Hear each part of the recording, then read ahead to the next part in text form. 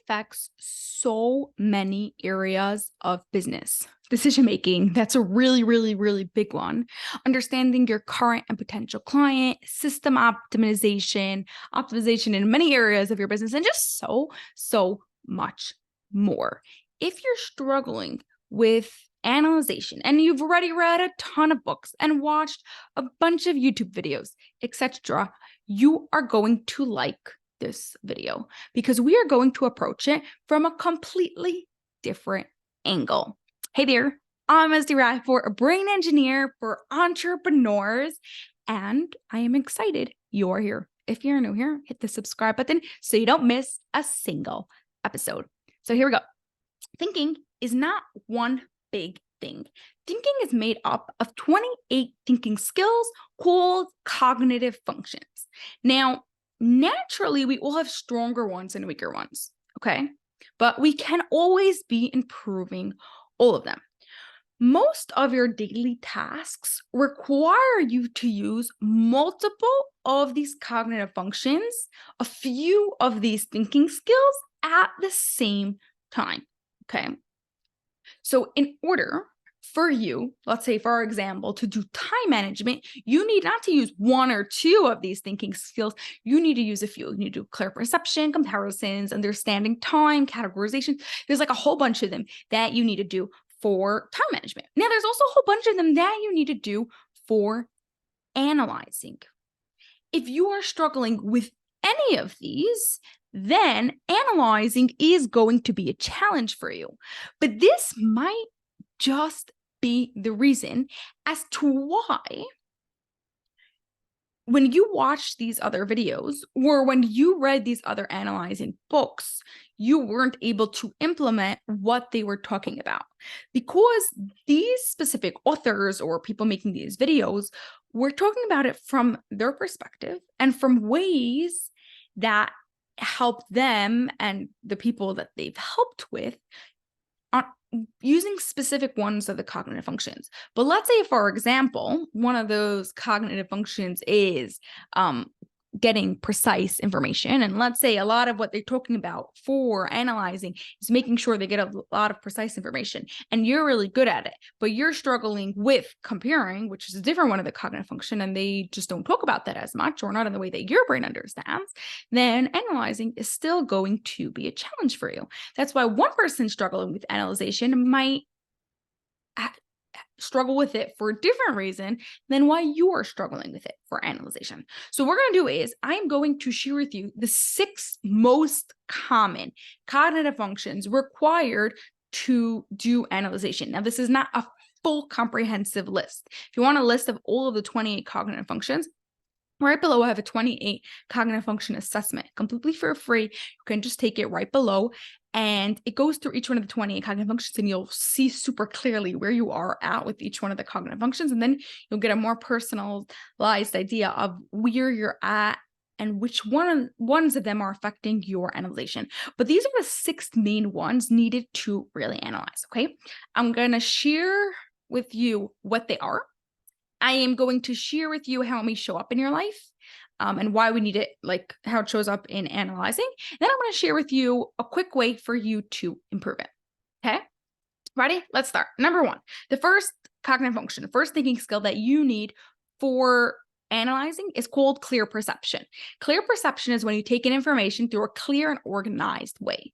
Okay, most of the time, hopefully, your information is coming in a clear way and you're not feeling information overload all the time. We take in information through our 5 senses. So while you are analyzing, whatever you are analyzing, let's say you are analyzing, we're going to use the example of analyzing your current clients to figure out like how you should adjust your programs and stuff like that in the future. So I'm just going to use analyzing your current clients for all these examples so it's not confusing, okay?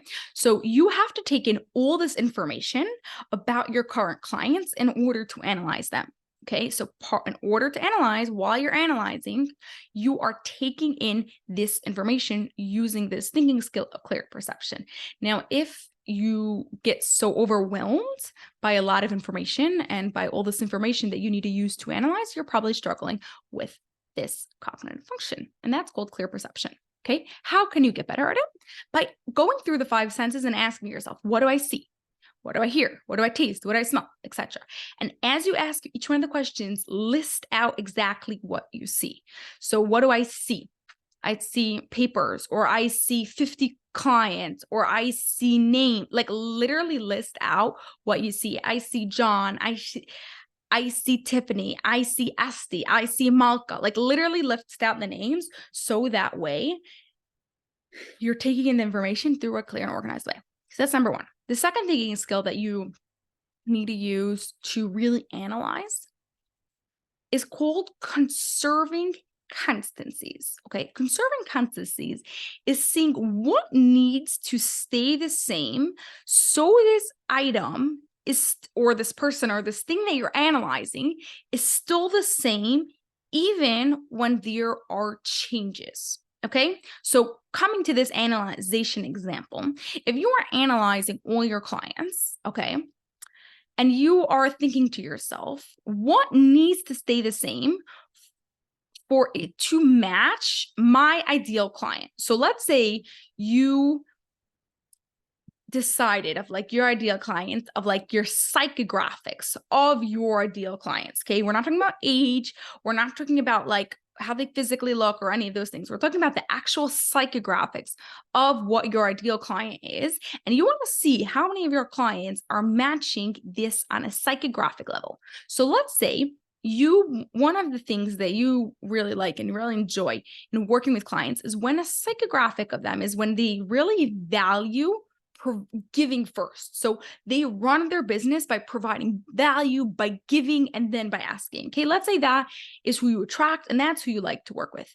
So you have to conserve constancies. You have to see which one of your clients, as you are analyzing them, has this value. So they are still your ideal clients. Does that make sense? This is a little bit one of a confusing one to understand, but I think that you can figure it out. Okay. If you need to like rewatch what I just said, then like just go back a couple of seconds and rewatch it. It's about seeing what needs to stay the same, even when things different, right? So even when they have different names, one's Malka and one's Molly, but they both provide value in their business first before they ask for the sale, they are sharing the same psychographics. They are conserving constancies. They are the same type of thing of what you are analyzing.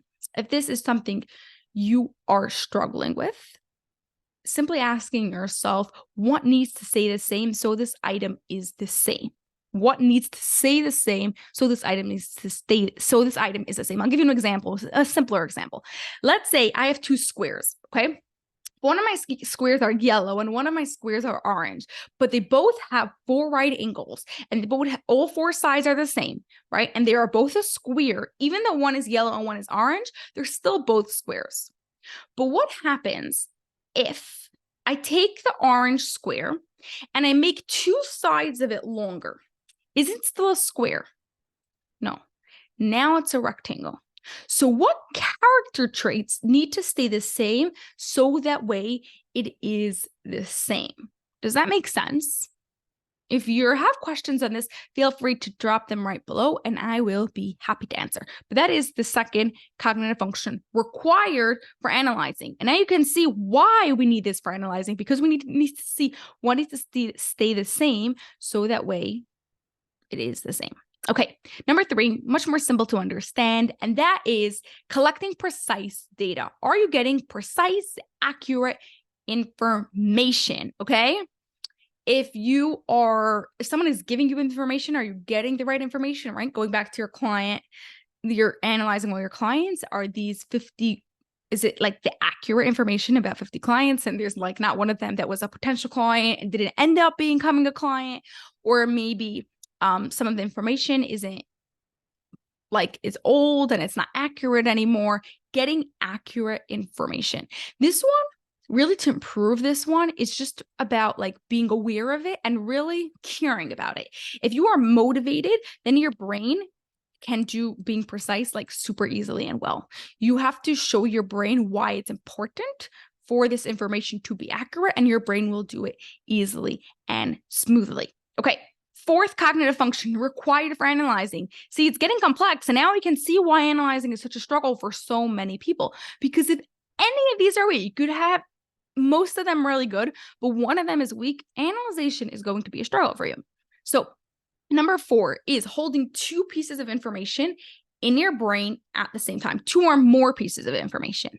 Okay. So when you are analyzing, you need to do this a lot. There's a lot of information. If you have to analyze 50 people, you are holding possibly 50 pieces of information in your brain at the same time. But even if you're analyzing just 2 people, there are many different parts of it that you're analyzing. Are you holding the pieces of information of their gender, of their age, what business they own, how much money they're making? There's a lot of pieces of information you need to remember in your brain while you are analyzing. It's holding this information in your brain at the same time. This is not to say that you can't write it down when you're analyzing, but your brain needs to be able to hold it in its brain while it's figuring it out and while it's analyzing things, because things are going to be on different papers or different screens in different places. It needs to be able to hold all this information at the same time to help you be able to really analyze it and come to some conclusions. So how can you get better at it? You get better at it by literally giving yourself 2 things to do. So out of analyzing, or whenever it's like a not pressurizing time, give yourself 2 things to do, like make a coffee and answer an email, or unpack the groceries and put up a pot of pasta, something. As soon as you feel like you're doing 2 and you don't have to write it down and you're remembering those 2 things, give yourself 3 things to do. And then give yourself 4 things, and then 5, and see how many more you can get to. Okay. So that was the cognitive function of holding 2 pieces of information at once. Ready for the next one? Comparing. You need a lot of comparing in order to analyze.